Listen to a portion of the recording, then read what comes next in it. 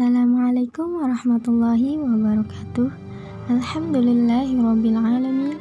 Wassalatu wassalamu ala ashrafil anbiya'i wal mursalin wa ala alihi wa sahbihi ajma'in, amma ba'du. Kepada yang terhormat Bapak Dr. Ahmad Afandi MAG selaku dosen pengampu mata kuliah Sejarah Peradaban Islam Klasik, serta teman-temanku yang saya banggakan. Saya Nova Iriani dari kelas PAIA semester 4. Sebagai tugas UAS, saya akan membahas tentang Islam di Asia Tenggara. Asia Tenggara adalah tempat tinggal bagi penduduk muslim terbesar di dunia. Islam merupakan agama mayoritas di Indonesia, Malaysia, dan Brunei Darussalam. Selain itu, minoritas muslim dapat ditemukan di Myanmar, Singapura, Filipina, Thailand, dan Vietnam. Secara geografis, kawasan Asia Tenggara merupakan tempat yang unik dan menarik bagi perkembangan agama-agama di dunia, sehingga hampir seluruh agama, terutama agama besar, pernah singgah dan mendapat pengaruh di beberapa tempat di kawasan ini, termasuk agama Islam. Pembahasan yang pertama yaitu teori-teori tentang kedatangan Islam di Nusantara. Ada sejumlah teori yang membicarakan mengenai asal-muasal Islam yang berkembang di Nusantara. Pertama, teori Gujarot. Teori ini dikemukakan oleh sejumlah sarjana Belanda, antara lain P.J. Nepal, Snodgrass, dan Maukut. Teori ini mengatakan bahwa Islam yang berkembang di Nusantara bukan berasal dari Persia atau Arabia, melainkan dari orang-orang Arab yang telah bermigrasi dan menetap di wilayah India dan kemudian membawanya ke Nusantara. Yang kedua adalah teori Bengal. Teori ini mengatakan bahwa Islam Nusantara berasal dari daerah Bengal. Teori ini dikemukakan oleh S.K. Fatimi. Teori Bengalnya Fatimi juga didasarkan pada teori nisan. Menurut Fatimi, model dan bentuk nisan Malik as-Soleh Raja Pasai berbeda sepenuhnya dengan batu nisan yang terdapat di Gujarot. Bentuk dan model batu nisan ini justru mirip dengan batu nisan yang ada di Bengal. Yang ketiga adalah teori Coromandel dan Malabar. Teori ini dikemukakan oleh Morrison dengan mendasarkan pada pendapat yang dipegangi oleh Thomas W. Arnold.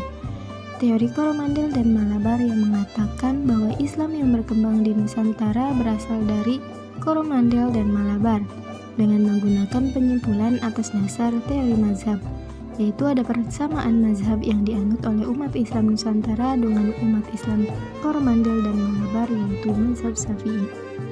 Yang keempat adalah teori Arabia. Menurut Thomas W. Arnold, Coromandel dan Malabar bukan satu-satunya tempat asal Islam dibawa. Ia mengatakan bahwa para pedagang Arab juga menyebarkan Islam ketika mereka dominan dalam perdagangan Barat Timur sejak awal-awal abad Hijriah atau abad ke-7 dan 8 Masehi. Yang kelima yaitu teori Persia. Teori ini mendasarkan pada teori mazhab. Ditemukan adanya peninggalan mazhab keagamaan di Sumatera dan Jawa yang bercorak Syiah. Juga disebutkan adanya dua orang ulama fikih yang dekat dengan sultan yang memiliki keturunan Persia. Seorang berasal dari Siraj dan seorang lagi berasal dari Isfahan. Dan yang keenam adalah teori Mesir. Teori yang dikemukakan oleh Kaiser ini juga mendasarkan pada teori mazhab, dengan mengatakan bahwa ada persamaan mazhab yang dianut oleh penduduk Mesir dan Nusantara, yaitu bermazhab Syafi'i. Teori Arab Mesir ini juga dikuatkan oleh Niemann dan De Hollander, tetapi keduanya memberikan revisi bahwa bukan Mesir sebagai sumber Islam Nusantara, melainkan Hadramaut. Selanjutnya mengenai siapakah yang menyebarkan Islam ke wilayah Nusantara, Az-Zumardi Azra mempertimbangkan tiga teori. Yang pertama adalah teori dai, yang kedua teori pedagang, dan yang ketiga adalah teori sufi. Pembahasan selanjutnya adalah kedatangan Islam di Asia Tenggara. Sebelum memulai pembahasan, agaknya perlu dibedakan antara term kedatangan Islam, penetrasi atau penyebaran Islam, dan islamisasi.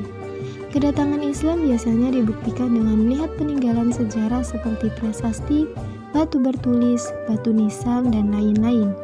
Dari bukti inilah kemudian diperkirakan awal kedatangan Islam di suatu tempat tertentu. Kedatangan Islam di suatu tempat tidak selalu berarti bahwa masyarakat setempat telah menganut Islam.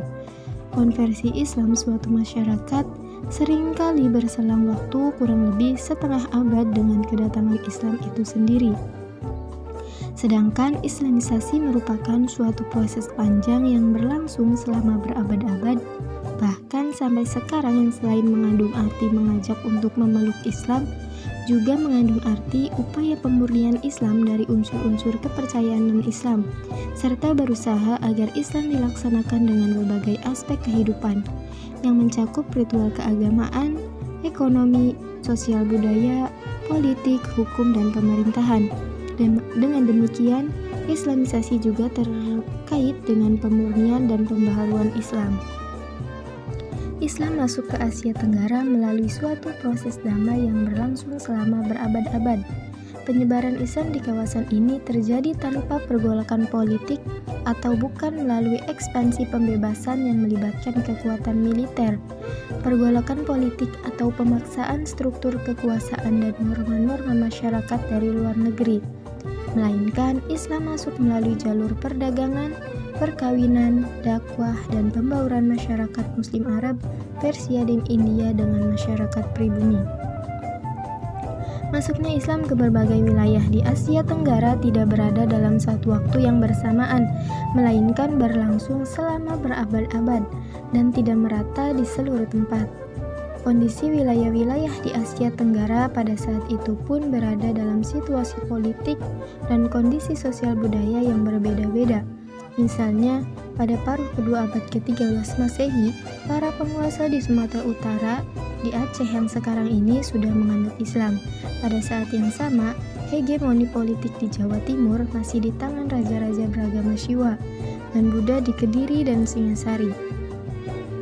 Banyak peneliti yang mengatakan bahwa Islam telah datang ke Asia Tenggara sejak abad pertama Hijriah tahun 7 Masehi. Seperti diyakini oleh Arnold, ia mendasarkan pendapatnya ini pada sumber-sumber Cina yang menyebutkan bahwa menjelang akhir perempatan ketiga abad ke-7, seorang pedagang Arab menjadikan pemimpin sebuah pemukiman Arab Muslim di pesisir pantai Sumatera. Sebagian orang-orang Arab ini dilaporkan melakukan perkawinan dengan wanita lokal, sehingga membentuk nukleus sebuah komunitas Muslim yang terdiri dari orang-orang Arab pendatang dan penduduk lokal. Menurut Arnold, anggota-anggota komunitas Muslim ini juga melakukan kegiatan-kegiatan penyebaran Islam. Pembahasan yang selanjutnya adalah pertautan Islam dan budaya lokal. Islam di dunia Melayu atau Asia Tenggara ini diakui sebagai salah satu wilayah kebudayaan yang cukup berpengaruh dari 7 wilayah kebudayaan yang ada di dunia. Asia Tenggara menurut Azra mempunyai ciri budaya yang sangat berbeda. Artinya bahwa masing-masing wilayah kebudayaan mempunyai kekhasan masing-masing. Di Asia Tenggara, mayoritas pemeluk Islam adalah etnis Melayu. Agama Islam dan budaya Melayu mempunyai pertalian yang saling terkait padu. Sejak periode paling awal, antara keduanya telah lama saling menyatu dan berjalan berkait berkelindan, sedikitnya dari masa kesultanan. Agama Islam yang mempunyai dasar filosofis dan rasional yang kuat telah berpengaruh pada berbagai lini kehidupan masyarakat Melayu tradisional. Islam bagi orang Melayu bukan hanya sebatas keyakinan, tetapi juga telah menjadi identitas dan dasar kebudayaan, serta mewarnai institusi kenegaraan dan pandangan politik mereka. Pendek kata, Islam telah menjadi bagian yang menyatu dengan identitas nasional, sejarah, hukum, entitas politik, dan kebudayaan Melayu. Dalam proses Islamisasi wilayah ini, Islam berhadapan dengan norma-norma, praktek-praktek, dan konvensi-konvensi tradisional yang sudah sangat meresap dalam kebudayaan Melayu yang dikenal dan dianggap sebagai adat. Adat adalah istilah yang digunakan orang Melayu untuk menyebut fenomena budaya mereka. Adat atau budaya sebagian mengalami proses Islamisasi, sehingga ada hubungan interaksi timbal balik antara adat dan Islam. Namun demikian, sebagian masih tetap cenderung tidak Islami. Dengan kata lain, adat dan Islam menjadi kekuatan yang saling berhubungan satu sama lain. Dengan demikian, Islam dalam masyarakat tradisional Melayu pada dasarnya adalah bentuk Islam pribumi yang dianut sebagai prinsip-prinsip akidah dengan ajaran-ajaran ritualnya yang bersifat wajib. Pembahasan selanjutnya adalah watak dan karakteristik Islam Asia Tenggara. Beberapa hasil studi menegaskan bahwa Islam Asia Tenggara memiliki watak dan karakteristik yang khas, yang berbeda dengan watak Islam di kawasan lain, khususnya di Timur Tengah yang merupakan jantung dunia Muslim.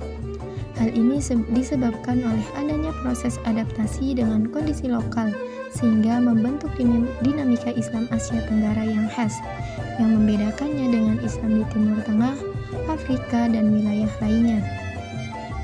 Karakteristik khas Islam di Asia Tenggara itu misalnya seperti yang dikemukakan Azumati Azra, adalah watak Islam yang lebih damai, ramah, dan toleran. Karakter khas Islam Asia Tenggara lainnya adalah wataknya yang moderat. Dalam dunia di mana pandangan dunia telah memaknai Islam tidak cocok dengan modernisasi dan demokrasi, bahkan dikonotasikan dengan radikalisme agama, Asia Tenggara justru memperlihatkan sosok Islam yang moderat. Hal ini tercermin dari gerakan pemikiran Muslim di kawasan ini yang terbuka dan akomodatif terhadap modernitas. Islam yang menjadi agama mayoritas di 3 wilayah utama, yakni Indonesia, Malaysia, dan Brunei Darussalam, menjadi faktor penting dalam proses sosial, budaya, politik, dan pendidikan. Begitu besar pengaruh yang dibawa Islam terhadap penganutnya, sehingga agama ini seringkali memasuki ruang publik yang tidak terbatas. Sebagai way of Islam, berpengaruh pada berbagai lini kehidupan, aspek sosial budaya, ekonomi, politik, dan seterusnya. Islam berpengaruh dalam kehidupan politik, berbangsa, dan bernegara, begitu pula dalam perilaku keseharian. Sesuai dengan kondisi dan watak masyarakat Melayu yang mendiami kawasan ini, Islam tampil dalam wajah yang toleran, damai, dan moderat. Meski demikian, juga tidak sepenuhnya sepi dari reaksi-reaksi yang berbau kekerasan, khususnya ketika berhadapan dengan negara dan penganut agama lain yang dianggap tidak toleran. Sementara di beberapa wilayah seperti Singapura, Filipina, Thailand Selatan, Myanmar, dan Kamboja, di mana Muslim berada pada posisi minoritas, mereka berjuang dengan keragaman bentuk tantangan yang dihadapinya untuk mempertahankan identitas dan keyakinannya. Keadaan tersebut menampakkan variasi wajah dan dinamika Islam yang muncul sebagai akibat dari respon atau kondisi sosial dan politik masing-masing di negara kawasan ini. Tidak mudah untuk membuat generalisasi atau fenomena dan dinamika Muslim Asia Tenggara dengan suatu ungkapan tertentu seperti sinkretis, seperti yang disebut Geertz misalnya. Karena di sebagian wilayah ini juga tumbuh subur gerakan pemurnian Islam yang sekaligus memiliki daya dorong terhadap modernisasi. Selain itu, perjalanan waktu juga membawa perubahan aktivitas, cara pandang, kerangka pikir, dan sikap Muslim Asia Tenggara sebagai ekspresi adaptif terhadap perubahan zaman. Oleh karena itu, yang dapat dikatakan di sini adalah bahwa Muslim Asia Tenggara mengalami dinamika yang variatif terhadap perubahan yang terjadi sesuai dengan kondisi sosial kultural, politik, hukum, ekonomi negara masing-masing. Mungkin itu saja yang dapat saya sampaikan, kurang lebihnya mohon maaf. Wassalamualaikum warahmatullahi wabarakatuh.